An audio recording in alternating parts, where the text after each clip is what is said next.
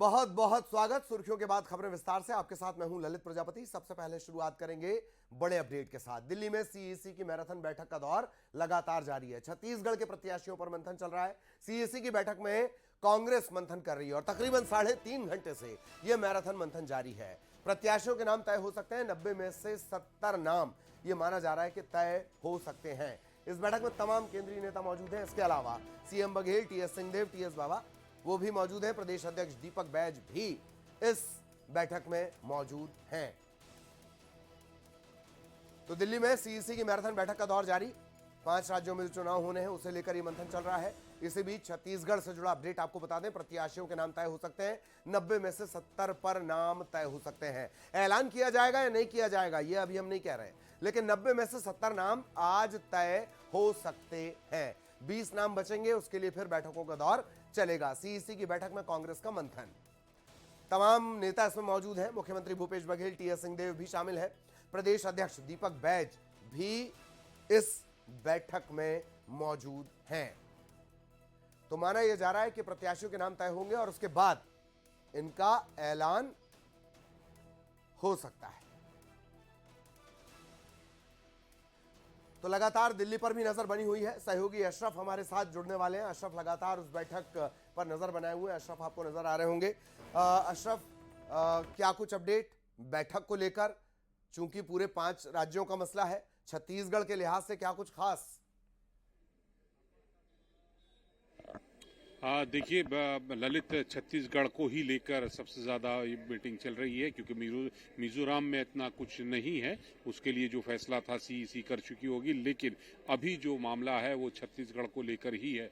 तभी यहाँ पे करीब देख लीजिए अब 8:30 बजने वाले हैं और मीटिंग अभी भी चल रही है। करीब 4.5 घंटे के आसपास का वक्त हो गया है जब से यहाँ पर सीईसी की बैठक चल रही है। हालांकि पहले मिजोरम को लेकर बैठक हुई, उसके बाद से जब से सीईसी उसके बाद मिजोरम के बाद फिर लगातार छत्तीसगढ़ का दौर है। जो हमारे सूत्र बता रहे हैं वो यही है कि आज की बैठक में करीब 70 नामों पर सहमति बन जाएगी और बाकी जो 20 नाम हैं, 20 सीटों को लेकर जो दावेदारों के नाम हैं उस पर थोड़ा सा अड़चने हैं, वो भी निपटा लिया जाएगा। और ये जो देर हो रही है उसका अंदाजा यही लगाया जा रहा है कि जहां विवाद है जिन सीटों पर, उनको भी आज ही निपटा लिया जाए, क्योंकि पूरी टीम यहां पर मौजूद है। समय बहुत कम है। मुख्यमंत्री यहां मौजूद हैं, प्रभारी यहां मौजूद हैं, स्क्रीनिंग कमेटी के अध्यक्ष और कांग्रेस अध्यक्ष राहुल गांधी भी हैं यहां पे, और मल्लिकार्जुन खड़गे भी यहां हैं। तो कांग्रेस अध्यक्ष के साथ राहुल गांधी, मुख्यमंत्री भूपेश बघेल और तमाम लोग जानकारी ये भी कि कुछ सिटिंग विधायकों का दिल टूट सकता है। 8 ये संख्या बड़ी भी हो सकती है। 8 के करीब सुनने में आ रही है, अब तक बड़ी भी हो सकती है। दिल टूट सकता है। अशरफ, बिल्कुल बिल्कुल उनको मायूसी हाथ लग सकती है। ये जो 20 सीटों पे है जहां पर विवाद हो रहा है, ये ऐसी ही 20 सीटें हैं जहां पर पार्टी को फैसला लेने में, बड़े फैसले या कठोर फैसले लेने में सोचना पड़ रहा है कि हम कैसे करें। क्योंकि देखिए, अगर जो मौजूदा विधायक है उनको टिकट कटता है तो जाहिर सी बात है वो भी और उनके समर्थकों में नाराजगी होगी। उस नाराजगी से कैसे निपटा जाए उस पर भी यही आज ही फैसला किया जा रहा है कि आपने रणनीतिक रूप से क्या कदम आगे उठाने हैं, क्या बात करनी है। तो ये जो देर हो रही है, इतनी लंबी, जाहिर तौर पर नाराजगी रहे तो फिर भी गुंजाइश है।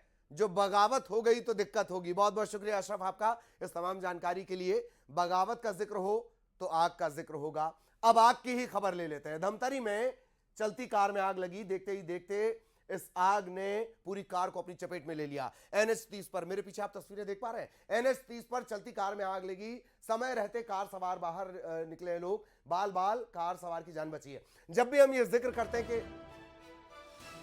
चलती कार में आग लगी और बाल बाल बचे हैं कार सवार, दरअसल कार का मैकेनिज्म तत्काल ठप होता है आग लगने के बाद। कौन सा मैकेनिज्म? दरवाजा खुलने का मैकेनिज्म।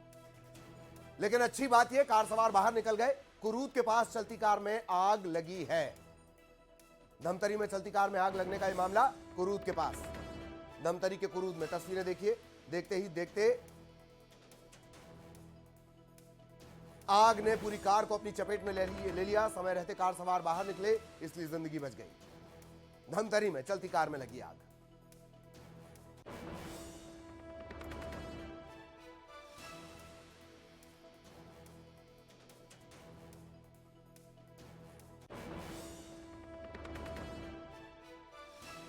बाल बाल बची है कार सवार की जान। कार में आग लगी और देखते ही देखते जैसा हमने आपको बताया ये फैलती चली गई। ये साफ नहीं हो पाया कि शॉर्ट सर्किट के चलते ये आग लगी है या कोई और वजह इसके पीछे सामने आ सकती है। तमाम तरह के सवाल हैं जो आगे पड़ताल के बाद साफ हो पाएंगे। इंश्योरेंस वाले अपनी तरह से पड़ताल करेंगे, उसमें भी ये बात निकलकर सामने आ सकती है। लेकिन नमतरी की ये तस्वीरें, कुरूद के पास चलती कार में आग लगी और देखते ही देखते कार जलने लगी। अच्छी बात यह कि यहां किसी की जान नहीं गई। तो पिछली खबर में हमने आपको बताया कार सवार की जान बच गई, लेकिन कोंडा गांव में एक छात्र इतना खुशकिस्मत नहीं था। कोंडा गांव में घूमर नदी में डूबने से एक छात्र की मौत हो गई। अपने दोस्तों के साथ ये घूमने गया था। नहाते वक्त ये तेज बहाव की चपेट में आ गया। नदी में डूबने से इस छात्र की जान चली गई। फरसगांव हाई स्कूल का ये छात्र था, 11वीं क्लास का, आदित्य इसका नाम था। आदित्य अपने दोस्तों के साथ घूमने के लिए गया, घूमर नदी के पास गया। दोस्तों ने कहा नहाने के लिए ये लोग गए और नहाते वक्त तेज बहाव की चपेट में आने से आदित्य की जान चली गई। फरसगांव में हाई स्कूल का ये छात्र था, हायर सेकेंडरी 11वीं का ये छात्र था आदित्य।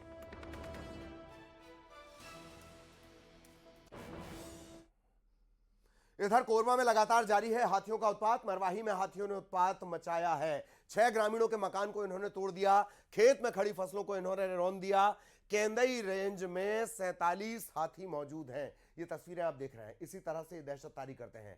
इनके चलते ग्रामीणों की मजबूरी हो जाती है कि वो अपने अपने घरों में रहें। हालांकि बार बार हिदायत देने के बावजूद भी कुछ लोग हैं जो रिस्क लेते हैं, जान जोखिम में डालते हैं और तस्वीरें खींचने की कोशिश करते हैं, भगाने की कोशिश करते हैं। मरवाही में हाथियों का उत्पात, केंदई रेंज का मामला। 6 ग्रामीणों के मकान तोड़े, फसलों को नुकसान पहुंचाया।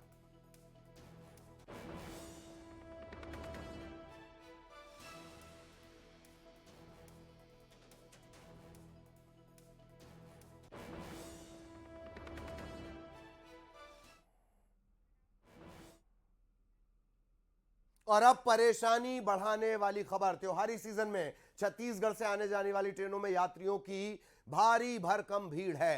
इन सब के बीच ट्रेनों के रद्द होने से यात्रियों की मुसीबत और ज्यादा बढ़ गई है। जो ट्रेन चल रही हैं उनमें फर्श और टॉयलेट के गेट पर बैठकर यात्री यात्रा करने के लिए मजबूर हैं। बार बार ट्रेनें जब रद्द होती हैं या कैंसिलेशन होता है तो उसका प्रभाव ये होता है कि बाकी की जो ट्रेनें हैं उसमें काफ़ी भीड़ बढ़ जाती है। ये पोरबंदर से हावड़ा एक्सप्रेस है और आप देख सकते हैं कि किस तरह की भीड़ यहाँ पर आपको दिखाई दे रही है। लोग ज़मीन पे बैठे हुए नजर आ रहे हैं और लगातार अगर हम बात करें तो मुश्किल सांस ले पा रहे हैं। बस इतनी सी जगह जो है वो छुटी हुई है। चाहे छोटे बच्चों से लेकर आप बड़ों की बात करेंगे, बुजुर्गों की बात करेंगे, पूरी ट्रेन देखेंगे ऊपर से नीचे तक किस तरह से खचाखच जो है वो भरी हुई है। और ऐसा ये कोई पहली ट्रेन नहीं है, बल्कि लंबे समय से अगर हम बात करें तो पिछले 2-3 सालों से इस तरह के नज़ारे बहुत आम है कि ट्रेनें जो है इस तरह से भर भर कर जाती हैं। हालांकि ये एक्सप्रेस ट्रेन है, उसका भी ये हाल है। लोकल ट्रेनों की भी के साथ भी ये स्थिति होती है। लोगों से बात करते हैं। कहाँ से आ रहे हैं भैया? गुजर से आ रहा हूँ। मुरवी गुजर से आ रहा हूँ। से तो ये ऐसी भीड़ है ट्रेनों में? ऐसा भीड़ है। क्या कारण लगता है? और बैठने के लिए जगह नहीं मिलता है, दिक्कत होता है। कितने घंटे से सफर कर रहे हैं आप? तो तीन दिन लगता है। 3 दिन से? आप कितना 2 दिन से सफर कर रहे हैं? 2 दिन से सफर कर रहे जाएंगे हैं उड़ीसा। तो आप ऐसे ही सफर करते जा रहे हैं? ऐसे सोने के लिए दिक्कत होता है। यहाँ लोग आप देखेंगे कि जमीन पे बैठे हुए हैं छोटे छोटे बच्चों को लेकर। कितने घंटे से नीचे बैठे आप? 3 घंटा बना, 2 दिन हो गया। 2 दिन से नीचे बैठ के सफर कर रहे हैं? हाँ। ऐसे ही? हाँ आपके साथ छोटा बच्चा भी है? हाँ है। जी। आप कब से सफर कर रहे हैं ऐसे? 2 दिन से सफर कर रहे हैं। 2 दिन से सफर कर तो नहीं थी रिजर्वेशन वाला सीट है नहीं तो? रिजर्वेशन सीट है, लेकिन वो रिजर्वेशन कर रहा था, नहीं हुआ था रिजर्वेशन। कल रात को बहुत ज्यादा भीड़ था। हम लोग बाथरूम जाने के बहुत मुश्किल में पड़ गया था। इतना जाम हो गया था, नीचे भी खड़ा रहने के जाए बेड में सोने जाने का जगह नहीं था। इतना बड़ी मुश्किल से बैठे हुए हैं। हाँ, बहुत मुश्किल से बैठे हुए। ये आप देखेंगे कि छोटे छोटे बच्चों को लेकर इस तरीके से यहाँ पर सफर कर रहे हैं। काफी मुश्किल हो रही है क्या? बहुत क्या दिक्कत हो रही है? बहुत है। जाने आने में भी दिक्कत है। रिजर्वेशन करके कुछ फायदा नहीं मिलता है। सीट अपना सीट में भी बैठ नहीं सकता है, दूसरा आदमी को बैठा के लेना पड़ता है। सफर करता है तो सबका सामान होना चाहिए। बाथरूम जाने में भी दिक्कत होता है। गंदगी भी होगी। गंदा बाथरूम भी गंदा हो गया। बाथरूम मत 200-250 तो ये बाथरूम का अंदर ही बैठा है आदमी, अभी भी बैठा है, अभी भी बैठा है। दिक्कत हो रही है मैम? हाँ, बहुत दिक्कत होता है। और जनता अपना टैक्स देती है, बकायदा वोट देने के लिए कतार में खड़ी होती है, अपने एक दिन का काम जो है वो दाव पे लगाती है, अपनी रोजी रोटी दाव पे लगाती है, लेकिन उनको क्या मिलता है? आप ये अंदाजा लगाइए कि जिन सुविधाओं की वो हकदार है, क्या वो सुविधाएं उनको मिल पाती हैं? चुनाव जब आते हैं सामने तो तमाम तरह के वादे होते हैं और बहुत सारी उम्मीदें जगा दी जाती है, लेकिन चुनाव जाते ही इसी तरह की स्थिति होती है। और आप देखिए कि मेरे कैमरा पर्सन आगे नहीं बढ़ पा रहे हैं, ये हाल जो है वो बना हुआ है। और आजकल जो लगातार ट्रेनें रद्द होती हैं और ट्रेनों का जो कैंसिलेशन होता है, उसके चलते इस तरह की जो तस्वीरें हैं बेहद आम हो चुकी हैं। हम आगे का नज़ारा भी आपको दिखाते हैं, बाथरूम के भीतर तक के लोग जो है वो खड़े हैं, लेकिन हमारे कैमरा पर्सन नहीं जा पा रहे हैं क्योंकि वहां पर पैर रखने की जगह नहीं है। तो आप अंदाजा लगा सकते हैं कि इस देश में एक सम्मानपूर्वक जो जगह मिलनी चाहिए जो वोटर्स हैं, क्या उनको वो जगह मिल पाती है? कैमरा पर्सन राजीव के साथ ममता लांजेवाल, न्यूज़ 18 छत्तीसगढ़। और अब बात एक हादसे की। अंबिकापुर शहर के विवेकानंद में आज एक बड़ा हादसा हो गया, जहां पर एयर बलून सिलेंडर फट गया। 37 छात्र इसमें घायल हो गए। सभी घायल छात्रों को मेडिकल कॉलेज अस्पताल में भर्ती करवा दिया गया है। मामले की सूचना मिलते ही पूरा अमला यहां पर पहुंचा। कलेक्टर साहब पहुंचे, एसपी साहब पहुंचे, स्वास्थ्य विभाग का अमला पहुंचा। हादसा सिटी कोतवाली इलाके के स्वामी विवेकानंद स्कूल में हुआ। बताया जा रहा है कि स्कूल परिसर में लंच ब्रेक के दौरान एयर बलून में गैस भरी जा रही थी, इसी दौरान ये हादसा हुआ।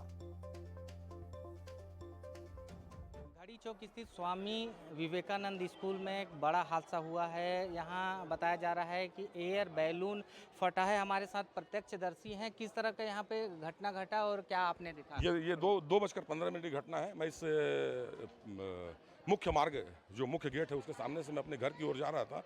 अचानक स्कूल के प्रीमाइसेस में ब्लास्ट होता मुझे कान के अंदर सुनाई जब दिया तो मैं रुक गया। एक जिम्मेदार नागरिक होने के कारण मेरा कर्तव्य भी है कि मैं यहाँ पर रुक के उन बच्चों को देखूं क्या क्या स्थिति है। जब अंदर आया तो मुझे लगा कि बम का मतलब बस की कोई टायर फटी होगी, लेकिन आने वाले के बाद अंदर पता लगा मुझे कि यहाँ पे जो नाइट्रोजन जो पंप है जिससे गैस भरी जा रही थी, उसका फटना हुआ है। उसके फटने से 5-7 जो आदमी जो गैस वहाँ बैलून भर रहे थे, उनके भरने के बाद क्या हुआ है कि जैसे ही भर रहे तो ब्लास्ट होने के बाद जितने भी अगल बगल के डस्ट पार्टिकल और जितने भी कंकड़ थे, वो फटने के बाद पूरा उनके चेहरे में पड़ा है। उनका आंख और पूरा चेहरा, पांचों के पांचों व्यक्ति का बहुत ज़्यादा नुकसान हुआ है उन्हें।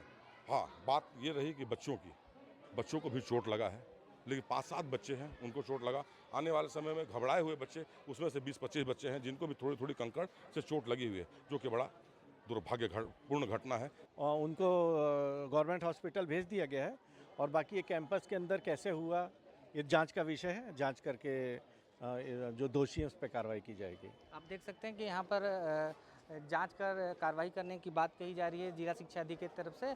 कलेक्टर भी यहाँ मौके पर पहुँचे थे, एसपी भी मौके पर पहुँचे थे। एम्बुलेंस के जरिए जो घायल छात्र थे उनको मेडिकल कॉलेज अस्पताल पहुँचाया जा रहा है। आप श्रवण महंत, न्यूज़ 18 छत्तीसगढ़, अंबिकापुर।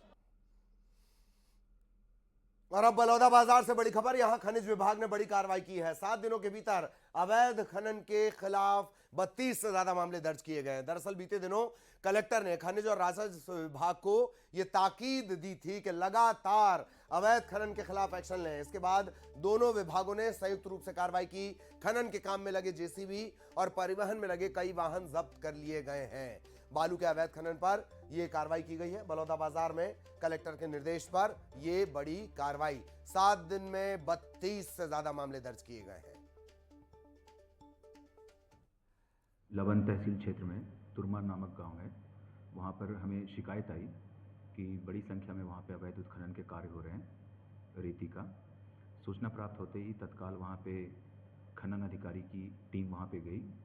साथ ही साथ में पुलिस विभाग को भी सूचना दिया गया कि ताकि वहाँ पे सुरक्षा मुहैया कराया जा सके। और वहाँ पर जाकर जांच की गई तो वहाँ पे मौके पे कुछ गाड़ियाँ ऐसी थी जो अवैध उत्खनन के कार्य में संलिप्तता जिनकी वहाँ प्रदर्शित हो रही थी। ऐसे समस्त लोगों पर कार्रवाई की गई है और कल देर रात तक ये कार्रवाई जो है, रात के 2 बजे तक ये कार्रवाई चली है। और वहाँ पर जितनी भी गाड़ियाँ थे उनको हम अपने कब्जे में लेने का प्रयास किए। इसके तहत कुल अभी तक 12 गाड़ियां जो अवैध उत्खनन में संलिप्त थी उसको जब्त किया गया है और जब्त करके उसे थाने में लाया गया है। कुछ 1-2 गाड़ियाँ ऐसी भी थी जिन्होंने थोड़े बदमाशी करते हुए वो अपनी गाड़ी को लेके फरार होने में सफल हो गए, लेकिन फिर भी यह एक बड़ी कार्रवाई थी जो जिला स्तर पे हुई है। और वैसे जो लोग भी कल रात में उसमें संलिप्त थे उसकी भी अभी खोजबीन की जा रही है। इधर अंबिकापुर के सीतापुर में आया है ठगी का मामला। सीतापुर थाना इलाके में पॉलिसी अपडेट करने के नाम पर एक शख्स के साथ लाखों रुपए की ठगी कर ली गई। फरियादी की शिकायत पर पुलिस ने मामला दर्ज कर 2 ठगों को दिल्ली से गिरफ्तार किया है। पकड़े गए ठग खुद को IRDA का फंड मैनेजर बताते थे। पॉलिसी अपडेट करने के नाम पर लोगों से ठगी करते थे। पकड़े गए ठगों के पास से रकम भी बरामद की गई है।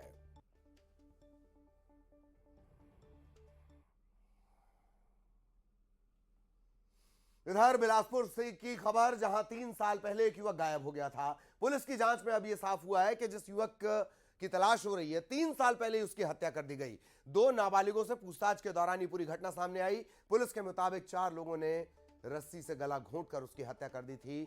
लाश को खेतों में दफना दिया था। आरोपियों की निशानदेही पर लाश की तलाश कर रही है पुलिस।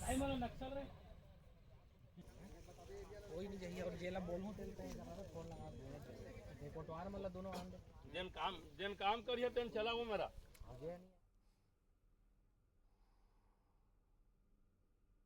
खबर अंबिकापुर से, जहां ट्रक में आग लग गई है। खड़े ट्रक के केबिन में आग लगी। हालांकि सूचना मिलते ही दमकल की टीम यहां पर पहुंच गई, फायर ब्रिगेड की टीम यहां पर पहुंच गई। मेरे पीछे ट्रक देख पा रहे हैं आप, केबिन पूरी तरह जलकर खाक हो गया। जब तक आग पर काबू पाया जाता तब तक आग फैल चुकी थी। कड़ी मशक्कत के बाद आग पर काबू पाया गया। गांधीनगर में PG कॉलेज के पास यह हादसा हुआ। अब तक आग लगने की वजह साफ नहीं हुई है। अंबिकापुर से खबर, जहां खड़े ट्रक में आग लगी, केबिन में आग लगी और देखते ही देखते पूरा केबिन इसकी चपेट में आ गया। फायर फाइटर्स पहुंचे, आग पर काबू पाया गया। गांधीनगर के PG कॉलेज के पास यह हादसा हुआ है। ट्रक में आग लगी। इसी तरह धमतरी की भी आपने खबर देखी, किस तरह वहां कार में आग लगी थी और अब ट्रक में आग लगने का ये मामला। अंबिकापुर का पूरा मामला, ट्रक खड़ा हुआ था, इसके केबिन में आग लगी और देखते ही देखते आग फैलती चली गई। पूरा केबिन इसकी चपेट में आ गया। आग, जो ट्रक का अगला हिस्सा होता है केबिन, वो इसकी चपेट में आ गया। खड़े ट्रक के केबिन में आग। ये अच्छी बात के समय रहते फायर फाइटर्स पहुंच गए, दमकलें पहुंच गईं और कड़ी मशक्कत के बाद इस आग पर काबू पाया जा सका। गांधीनगर के PG कॉलेज के पास यह हादसा हुआ। अभी आग लगने की वजह साफ नहीं है। फायर ब्रिगेड और पुलिस जब सवाल जवाब करेंगे, पूछताछ इसके बारे में करेंगे। ये तस्वीरें, वो तस्वीरें भी देख लीजिए जब आग लगी हुई थी। सबसे पहले न्यूज़ 18 मध्य प्रदेश छत्तीसगढ़ आपको ये तस्वीरें दिखा रहा। दोनों तस्वीरें आपने देखी, बुझी हुई आग और लगी हुई आग। रिहाइश से जुड़ा हुआ ये इलाका, PG कॉलेज के पास का इलाका। समय रहते आग पर काबू पाना बेहद जरूरी और आखिरकार वो हुआ भी। आग पर काबू पा लिया गया और आग पूरे ट्रक में नहीं फैली। आसपास जो बोर्ड लगा है, होर्डिंग लगे हैं, सटे हुए घर हैं, सटे हुए कॉम्प्लेक्स हैं, वहां पर नहीं पहुंची। ये 2 तस्वीरें आग बुझाने के बाद की तस्वीरें और आग लगने के पहले की तस्वीरें भी आपने देखी। खड़े ट्रक के केबिन में आग लगी, ये 2 तस्वीरें एक साथ आपकी स्क्रीन पर। आग लगने के बाद तत्काल इत्तला दी गई। स्थानीय लोगों ने कोशिश शुरू की आग बुझाने की। फायर फाइटर्स भी पहुंचे और आखिरकार आग पर काबू पा लिया गया।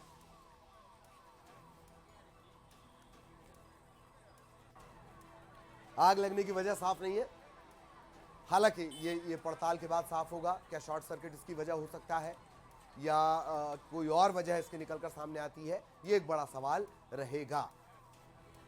खड़े ट्रक के केबिन में आग लगी और देखते ही देखते ये आग फैलती चली गई।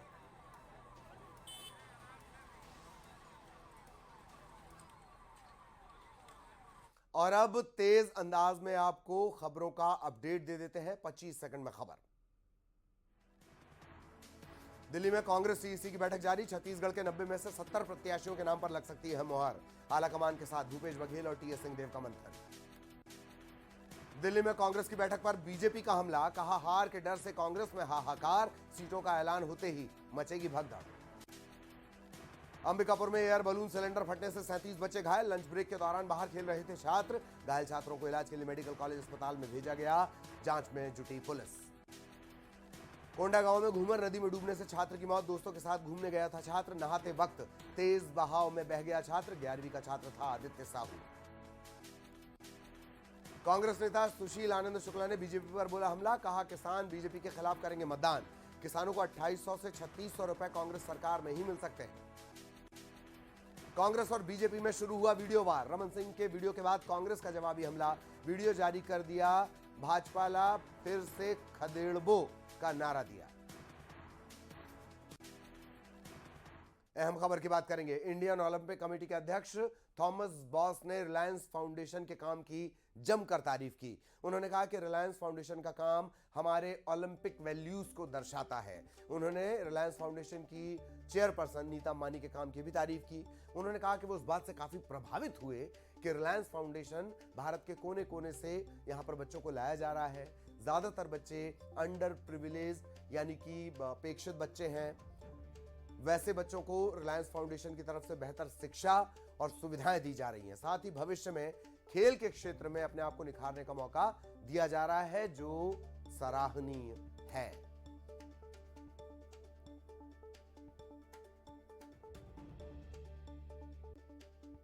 आईओसी के चेयरमैन हैं थॉमस बॉक। उन्होंने तारीफ की है, काम को सराहा है।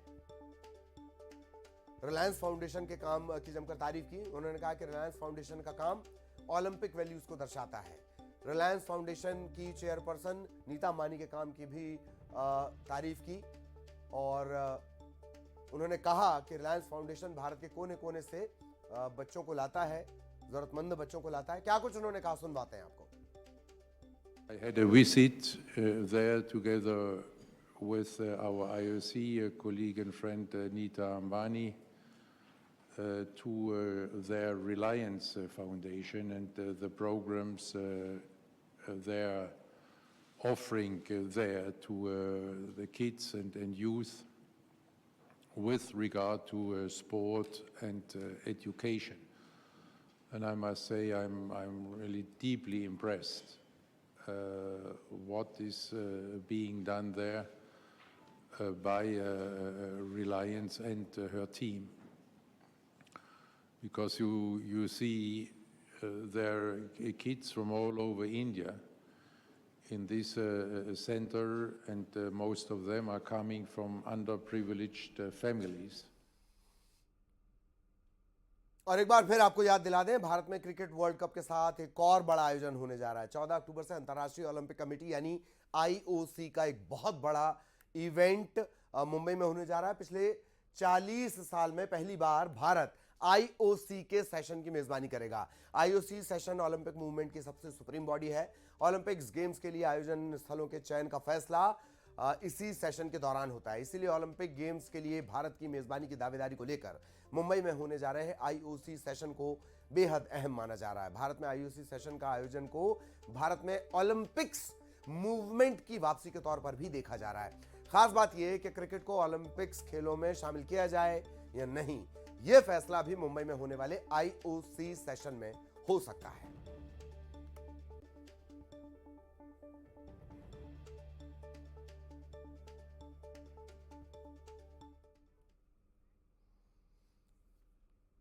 और इसी के साथ इस बुलेटिन में इतना ही। खबरों का सिलसिला जारी है।